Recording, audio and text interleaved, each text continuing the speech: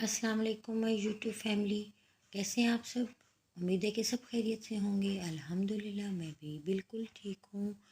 और उर्दू क़वाइद इंशा को मैं आज स्टार्ट करने लगी हूँ। ये नहम दहम की जमात के लिए इस्तेमाल की जाती है और हश्तम के स्टूडेंट्स को भी हम लोग यही ग्रामर लगवाते हैं कोर्स में, और हफ्तम के बच्चों के लिए भी है। तो इसके टॉपिक्स हैं ग्रामर के बहुत सारे: सर्फ़ नहव, ने और को, जिन्स, लफ्ज़, इल्म बयान, मुकालमा नवीसी, खतूत नवीसी, मज़मून नगारी, तफ़हीम, इबारत व इशार। तो कुछ स्टूडेंट्स ने कहा था कि हमें कहानी का पैटर्न भी बता दें और साथ हमें कहानी भी पढ़ के सुना दी जाए, समझा दी जाए। तो आज फिर मैं स्टार्ट करती हूँ। एक टॉपिक है कहानी का, वो तो ग्रेजुअली फिर और भी कहानी आपके साथ शेयर करती रहूँगी। तो चलें जी, स्टार्ट करते हैं अपनी कहानी।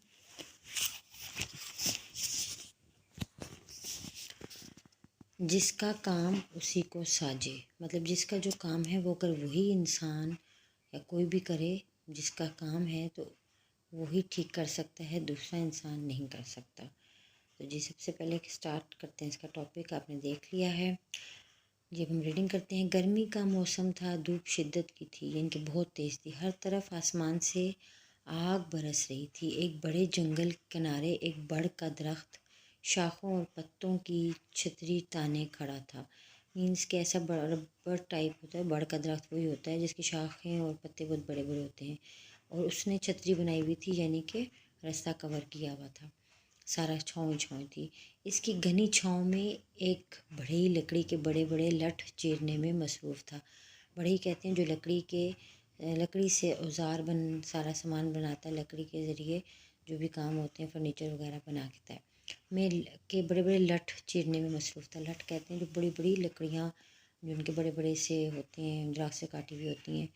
वो अपने काम में इस कदर मशगूल था, यानी कि मसरूफ़ था, कि उसने कभी बड़ की छाँव के सिवा किसी तरफ ख्याल ही नहीं किया था।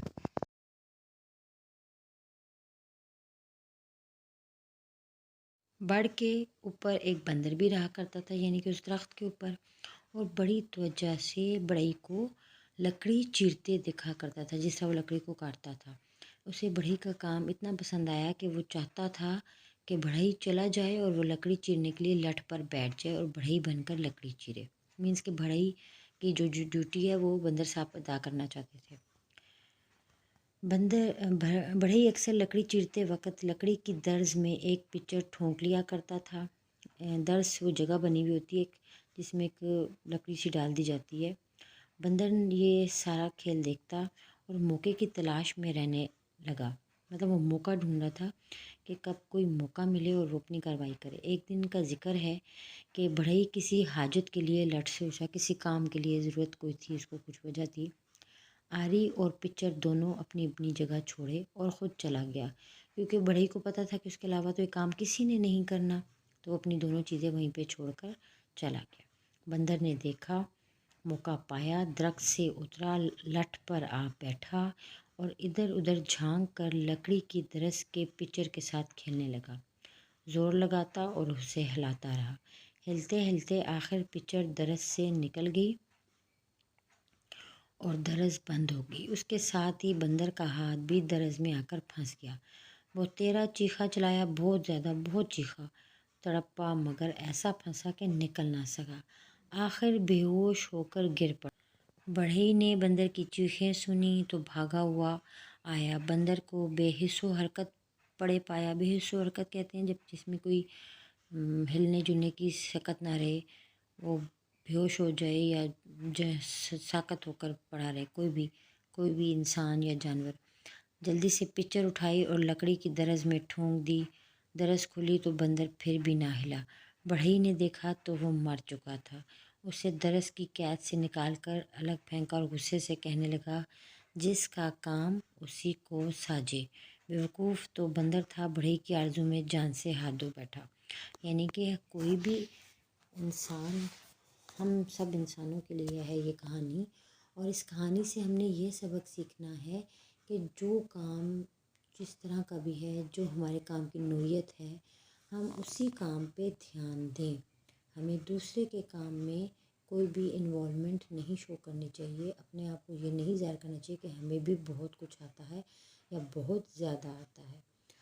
یہ بندر جانوروں کے لیے بھی ہے اگر تو یہ انسانوں کے لیے بھی ہے، کیونکہ کبھی کبھار کوئی بھی انسان اپنے آپ کو یہ سمجھتا ہے کہ وہ سب کچھ کر سکتا ہے اور وہ دوسرے کے کام کو اپنانے کی کوشش کرتا ہے۔ تو اس لیے آپ کا جو کام ہے، جو پیشہ ہے، آپ اس کو اپنائیں، نہ کہ دوسروں کے پیشے کو نقل کر کے ان کو اپنائیں۔ تو اس کہانی سے یہ سبق ملتا ہے کہ ہمیں اپنے کام سے کام رکھنا چاہیے، جو ہمارا کام ہے، جو ہمارا جس کام پہ ہم نے کچھ فوکس کیا اس پہ دھیان دیں۔ اور آخر میں جو اس نے بات کی، جس کا کام اسی کو ساجے، یعنی کہ جو کام بندر کا تھا وہ بندر ہی کرتا اور جو بڑھئی کا تھا وہ بڑھئی کرتا۔ بندر کا کام تھا فارغ بیٹھ کے دیکھنا، تو وہ کام کرتا، اس کو بڑھئی بننے کا شوق کیوں ہوا؟ نہ وہ بڑھئی بنتا اور نہ وہ اپنی جان سے ہاتھ دھو بیٹھتا، اور بڑھئی کی آرزو میں اس نے اپنی جان کھو دی۔ تو آئی ہوپ اسٹوڈینٹس آپ سب کو کہانی جس کا کام اسی کو ساجے بہت اچھی طریقے سے سمجھ آ گئی ہوگی۔ تو چلیں جی، اپنا خیال رکھیے گا بہت سارا۔ اللہ حافظ۔